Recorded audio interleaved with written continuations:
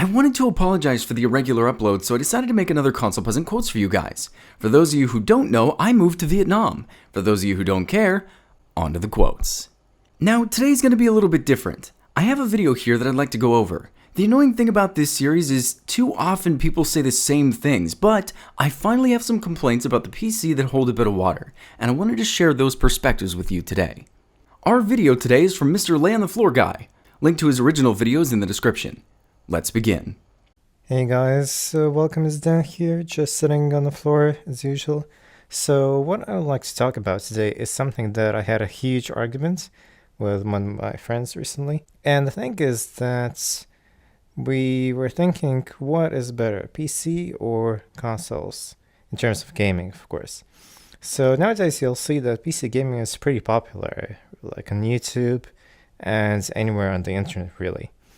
And there's even subreddits like PC Master Race dedicated to just, making fun of console gaming in every way possible, right? So, of course, this first little bit is kind of just going to be introduction, so let me go ahead and skip ahead a bit. You buy a PC to do work. You buy it to do your homework, do some coding, like video editing. With just a flip of a switch, you can actually turn it into a pretty decent gaming machine, right? And this sort of allows this one device to do basically gaming and work at the same time. The barrier to entry is a lot lower. So what this means is that this device can be very multifunctional. So you can start playing games right away with just your keyboard and mouse. Sometimes you might not even need a mouse at all. You can just use your keyboard or, I don't know, a touch screen maybe if your computer has that, right? So that's also a problem in my opinion because it means that you can get distracted a lot more easily. You're doing your work, you're trying to focus on the task, and there's that Steam icon right there on the desktop, 2 clicks away. It's really easy to just slip back into gaming when you're actually supposed to be doing something more productive. Yeah, this is the first thing you say that kind of bothers me a bit. Look, if you're going to procrastinate, you're going to procrastinate. You can't blame the platform for your lack of discipline. I get what you mean though, so let's just keep going. The second thing is that PC games are built to be used with a keyboard and mouse most of the time. Sometimes they might add a little bit of controller compatibility and such that. And the problem here is that, say you want to play 10 different games, and for each game you need to remember something like 20 different key combinations to actually be efficient and actually be competitive, something like, Warcraft or StarCraft. Sure, but you're making it seem more daunting than it actually is. Okay, for example, let's say you have a Rubik's Cube. It took me about 2 weeks to learn all the algorithms needed to solve it alone. Once you learn that though, muscle memory just kind of takes over. I don't think about what move I need to do now, my hands just kind of take care of it, and the same thing happens on a controller. When I play video games, I'm not thinking, okay, press A and then hold R2 and hold B. No, my hands just kind of figure it out as I play, and so do yours. People who talk about the vast amount of keys on a keyboard like it's some obstacle are just making excuses. I'm not trying to be mean here, it's just what's going on. You learn as you play, we're human, it's how our minds work. Now, another reason why I stopped liking mice and keyboards in general for gaming is because you're just stuck with this big brick on your desk with this little mouse, and that's it. There's no motion controls, no fancy multi-touch gestures, and all sorts of stuff like you see, with a Kinect or with an Oculus or with a Switch, for example, with those Joy-Cons. So I've said this a lot, but maybe it's still not very well known, but you can plug any controller into your computer and you can set up the gyroscopic controls. Firstly, you yourself mentioned Oculus, so obviously the PC's capable of it, but beyond that, if you have a Wii emulator, you can get the Wii U motion bar for your PC. Funnily enough, that thing works so much better with the PC than it ever did with the Wii. There was a ton of delay on the console that the PC just doesn't have, either because of hardware or stronger connection, better Bluetooth. You can also use DualShock controllers, Nintendo's Pro controllers, third-party gyroscopic controllers. The sky's the limit here, which is why I always smile when people tell me you're restricted on the PC to a keyboard and mouse. There's no such restriction here. Now, in general, it is also a lot easier to start playing games on console. Now, you just turn it on, click on your game, and you're ready to go. There's almost no setup needed. You don't have to configure your video drivers. You don't have to, fill out with the settings. It all just works straight out of the box. There's almost no maintenance costs. Sometimes you might have to charge the battery on a portable console. Sometimes you might have to do a little update here and there, but you're not stuck with something like a 2-hour long Windows update, right? Unless you're on Linux. So there's a software called GeForce Experience, which is pretty much necessary to install if you have an NVIDIA graphics card. If you have an AMD graphics card, the software is called Radeon. Now both these programs have optimization options, so you never have to touch your settings menu. Just open the software, tell the program your desired resolution and frame rate, and it'll optimize the games for you. Most of the time when you launch a game, especially if it's a AAA title, a prompt will launch asking you if you'd like to let the game optimize itself based on your hardware. The idea that you have to fiddle with settings is a bit over-dramatized. Not that you never have to do it, and for a lot of us, it's part of the fun. But if you want to avoid that, it's really not as hard as you're making it seem. What's always funny to me is that no one mentions how monopolistic PC gaming is really.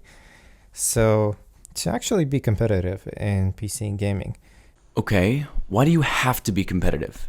you need to have the best CPU, the best GPU, need to have a stable, fast internet connection to even start playing a game properly.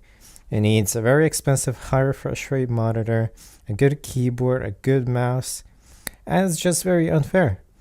It's very unfair because not everyone has a few $1,000s to shell out on a good gaming PC and good peripherals. It's a lot more democratic in the console world. In the console world, everyone has the same system.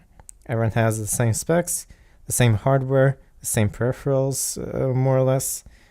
And it's just a lot more fair, in my opinion, to everyone who buys a console. So I hear this one a lot, and I'm not sure why people think better specs means you'll be a better gamer. Like you said, the developers optimize the experience on consoles. On PC, you get to do that. So I buy a $400 PC, I set my graphics to 1080p, maybe medium-high settings, and try to ensure my frame rate stays above 120. That's not exactly a difficult thing to do, and you can stay competitive. The thing I wonder, though, is why people think you have to be competitive gamers if you're on PC. You guys have seen my gameplay. I suck at video games. I'm just here to have fun and see some pretty graphics. Now, if we talk about performance, then of course you won't have the same level of performance on consoles as you'll have on a very good high-end PC. But what I've noticed is that you don't actually need all that performance. What I mean is that developers most of the time will actually do some very clever optimizations for consoles. And the surprising thing is that if you take the same specs on a PC and a console, and you play the same game, it'll actually run a lot better on a console. Ah, you were so close! So, yes, the optimization on consoles exists. Developers handle all of that for you, but as I said before, when you have a PC, you handle that optimization. Or at least you have a touch more control than you're offered on consoles. This doesn't mean that the games on PC aren't optimized, they absolutely are. But if you have a $400 console, and I have a $400 PC, not only can you get much better specs out of $400 than the console can offer, but you can also control the performance of your games on PC at all. There are games on consoles that dip frame rates quite heavily sometimes, and there's really nothing you can do about that. If your game runs at 20 FPS in Deep Forest, well, that's just how it's gonna be. All I gotta do is turn foliage down. Oh hey, there's my frame rate back. Now, this actually makes developers work in a more creative way. I don't know, it just seems a lot cooler to me. For example, when I fired up Xenoblade 2 on my Switch, I was just blown away by how much they could pack into this tiny little device that I can take with me to the toilet, take with me to the subway, take with me anywhere really, onto a plane for example. And I want to look ridiculous with a huge bulky gaming laptop, for example.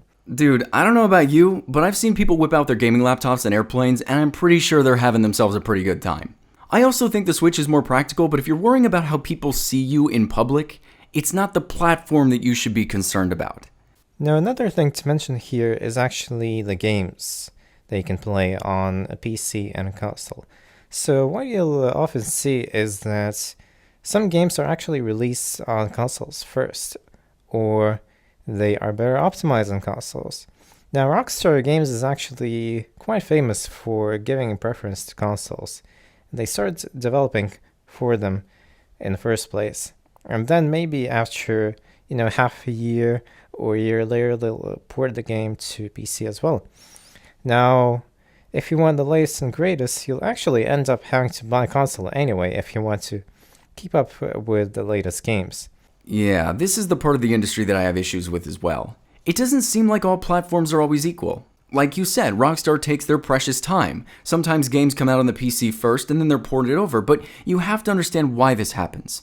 Sometimes the team is too small and they have to focus on one platform at a time. Other times, in the case of Rockstar, they like to double dip. Release a game on console, wait forever until people lose hope and buy the game on the console, then re-release it years later on the PC and call it the superior version so everyone buys it again. This isn't just Rockstar, and that crap is shady. Again, not the platform's fault. This is where consumers like us need to stand up and let these companies know that this crap is ridiculous. You can be divisive, hate on PC gamers, hate on console gamers, but we don't decide this stuff. We're just a part of it. Stop pointing the finger at the consumer and start standing up for the entire industry. Now, there are also quite a lot of exclusives on consoles as well that you can't play on a PC, or that only come out in a few months down the line. And Nintendo consoles are a really great example of this. Now, some of the best games on the planet are only available on Nintendo consoles. And just one game is actually enough to sway people to get that particular system. Yeah, this is another one of those things that you get to decide if you feel is fair or not. Should all games be available on every platform? I think so. It doesn't seem to make much sense to have a gaming platform and not be able to play video games.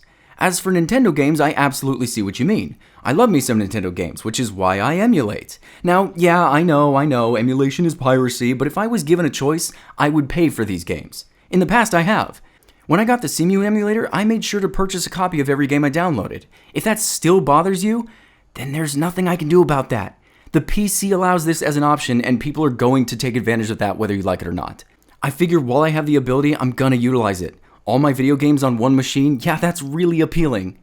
Now, you might say that on consoles, you're only stuck with 16:9, Full HD, in the best case scenario, and maybe 4K 60 on something like an Xbox One X. And you can't enjoy games anymore if you have anything lower than 4K, 144 Hz, or something ridiculous like that. And I think that's actually untrue. Yeah, I disagree as well. Because in order to enjoy games, you don't really need that much.